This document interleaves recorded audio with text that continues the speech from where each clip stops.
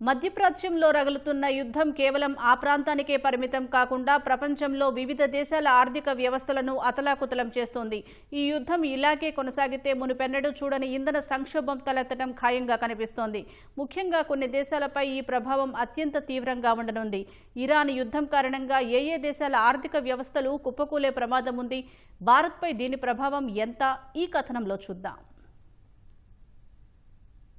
Russia Ukraine యుద్ధం మిగిల్చిన చేదు జ్ఞాపకాల నుంచి ఐరోపా దేశాలు ఇంకా పూర్తిగా కోలుకోకముందే ఇప్పుడు ఇరాన్ యుద్ధం మరోసారి ఇంధన సంక్షోభాన్ని తెచ్చిపెట్టింది. ద్రవ్యోల్బణం మళ్లీ రెండంకెల స్థాయికి చేరుకునే ప్రమాదం పొంచి ఉంది. ఉత్పాదక రంగంపై ఎక్కువగా ఆధారపడే జర్మనీ, ఇటలీ దేశాలకు ఇంధన ధరల పెరుగుదల శరాఘాతంగా మారాయి. జర్మనీ తన బడ్జెట్ లోటు కారణంగా పరిశ్రమలకు పెద్దగా ఆర్థిక సాయం చేసే పరిస్థితిలో లేదు. విద్యుత్ ఉత్పత్తికి ఎక్కువగా గ్యాస్ పై ఆధారపడే బ్రిటన్ పరిస్థితి మరీ దారుణం. గ్యాస్ ధరలు చమురు కంటే వేగంగా పెరుగుతుండటంతో కరెంటు బిల్లులు మండిపోతున్నాయి. ద్రవ్యోల్బణాన్ని కట్టడి చేయడానికి వడ్డీ రేట్లు పెంచితే నిరుద్యోగం మరింత పెరిగే ముప్పు ఉంది. ఇక జపాన్ ఏకంగా 95% ముడి చమురును మధ్యప్రాచ్యం నుంచే దిగుమతి చేసుకుంటుంది. అందులో 90% హార్మోజు జలసంధి గుండానే రావాలి. దీనికి తోడు జపాన్ కరెన్సీ యెన్ విలువ పడిపోవడంతో నిత్యావసరాల ధరలు ఆకాశాన్ని తాకుతున్నాయి. మిడిల్ ఈస్ట్ లోని గల్ఫ్ దేశాలు కూడా ఈ యుద్ధం వల్ల తీవ్ర ఆర్థిక నష్టాన్ని చవిచూస్తున్నాయి. హార్మోజు జలసంధి మూసుకుపోవడంతో కువైట్, ఖతార్, బహ్రెయిన్ లాంటి దేశాలు తమ చమురును, గ్యాస్ ను అంతర్జాతీయ మార్కెట్ కు ఎగుమతి చేయలేకపోతున్నాయి. గల్ఫ్ దేశాల్లో పనిచేసే ప్రవాసులు తమ స్వదేశాలకు పంపే డబ్బులు కూడా భారీగా పడిపోతున్నాయి.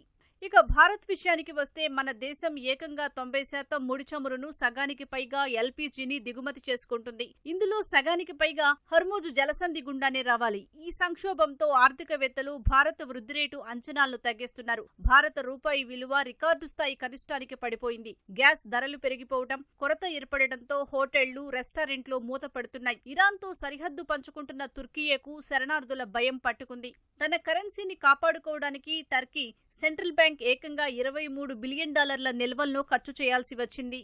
ఇరాన్ యుద్ధం కారణంగా పేద దేశాల ఆర్థిక వ్యవస్థలు కుప్పకూలుతున్నాయి. ఇప్పటికే తీవ్ర ఆర్థిక సంక్షోభాలతో కొట్టుమిట్టాడుతున్న కొన్ని దేశాలకు ఈ యుద్ధం కోలుకోలేని దెబ్బ కొడుతోంది. ఇంధనాన్ని ఆదా చేసేందుకు ప్రభుత్వ ఉద్యోగులకు ప్రతి బుధవారం శ్రీలంక సెలవు ప్రకటించింది. పాఠశాలలు, వర్సిటీలు మూతపడ్డాయి. జాతీయ ఫ్యూయల్ పాస్ ఉంటేనే పెట్రోల్ పోసే పరిస్థితి వచ్చింది. పెట్రోల్ ధరలు భారీగా పెంచిన పాకిస్తాన్ స్కూళ్లకు 2 వారాల సెలవు ఇచ్చింది. ప్రభుత్వ ఆఫీసుల్లో ఇంధన భత్యాన్ని సగానికి తగ్గించింది. కొత్త ఏసీలు, ఫర్నిచర్ కొనడంపై నిషేధం విధించింది. సూయజ్ కాలువ ద్వారా వచ్చే ఆదాయం, పర్యాటక రంగం కుప్పకూలడంతో ఈజిప్టు విలవిలలాడుతోంది. కరెన్సీ విలువ 9% పడిపోవడంతో విదేశీ అప్పులు తీర్చడం ఆ దేశానికి తలకు మించిన భారంగా మారింది.